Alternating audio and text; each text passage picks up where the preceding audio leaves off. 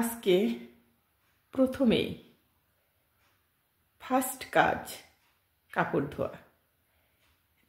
কাপড়গুলো ধুয়েছি, এখন আপনাদের দেখিয়ে শুকো দিব। চলুন।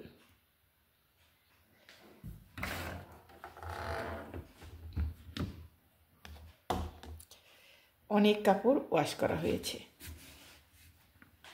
80% শুকিয়ে গেছে। এখন শুধু একটু হালকা করে একটু ছাদে দিয়ে আসবো। প্রচুর রৌদ্র উঠেছে। এখন বাজে সকাল 9টা।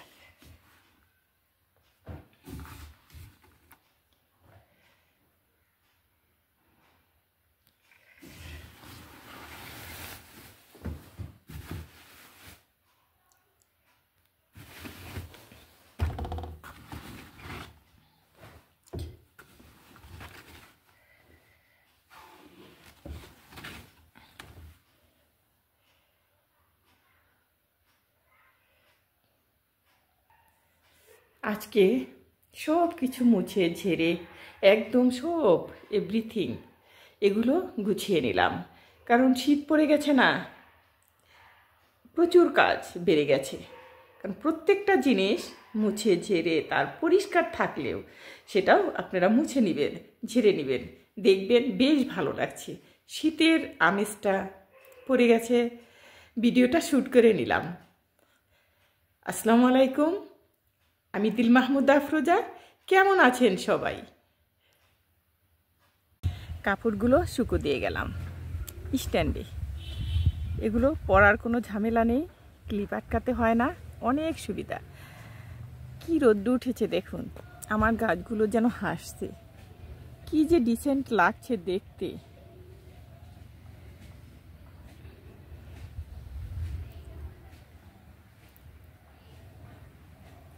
শীতের রৌদ্র অনেক ভালো লাগে, বসে থাকতেও ভালো লাগে, কাজ করতেও ভালো লাগে। আর বিশেষ করে ছাদে এসে যা ভালো লাগে, মনটা অন্যরকম হয়ে যায়। একটু পরে এসেই নিয়ে যাব কাপড়গুলো। 80% তো শুকানো, বাতাসেই শুকিয়ে যাবে।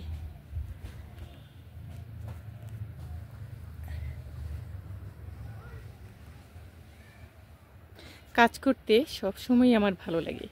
আমি মনের আনন্দে মাধুরী মিশিয়ে কাজ করি। এ যেন আমার জীবনের সঙ্গী কাজ। সবসময় কাজকে আমি প্রাধান্য দিই বেশি। দেখুন কি সুন্দর আকাশ, দেখতে কি ভালো লাগছে। আপনারা যখন উপরে আকাশের দিকে তাকাবেন তখন মনটা উদার হয়ে যাবে। একদম নীল আকাশ, চকচক ঝকঝকে করছে।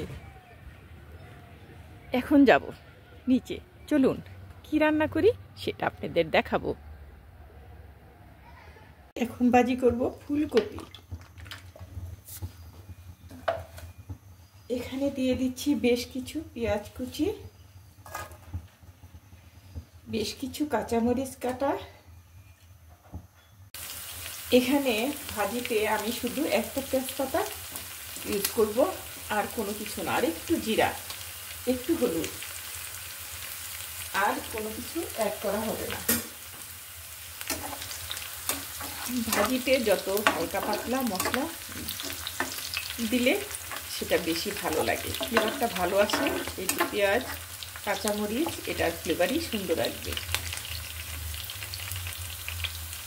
জাস্ট আমি এখানে হাফ চামচ হলুদ দিয়ে দিচ্ছি, পরিমাণ মতো লবণ। এটা আমি হালকা গরম পানি দিয়ে সুন্দর করে একটু গরম করে, বেশি করতে দেইনি, শুধু ফুটন্ত গরম পানিতে একটু দিয়ে অমনি উঠে ফেলেছি। এখানে ধুয়ে রেখেছি প্লাস্টিকের স্টিমারে। এখন আমি ভাজিটা এভাবে পাল্টে দিয়ে ঢেকে দিব। এটা কিন্তু খেতে বেশ ভালো লাগে, অন্যরকম টেস্ট।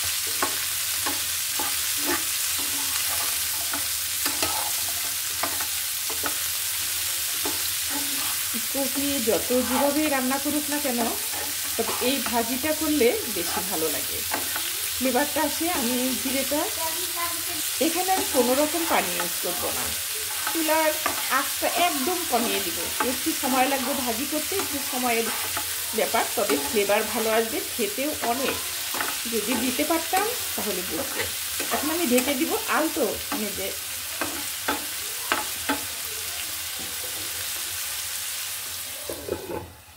জালের আঁচটা একদম কমিয়ে দিব, লো হিটে। ভাজিটা আমার হয়ে গেছে।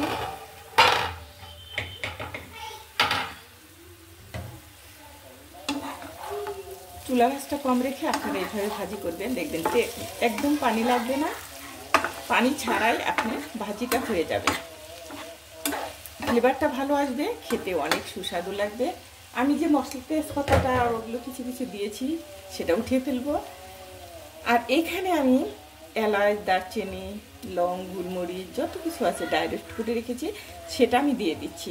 এটার জন্য আরও বেশি ভালো লাগবে। আপনারা যদি একবার করে খান তাহলে বুঝবেন যে না 100%। এটা আমি মাঝে মধ্যেই করি, কিন্তু দেখানো হয় না ওইভাবে, আজকে দেখিয়ে দিলাম। সবসময় তো মাছ, মাংস এগুলিই করা হয়, সবজি কিন্তু খুবই কম করা হয়। আমি যেটা রান্না করি সেটাই দেখিয়ে দিই।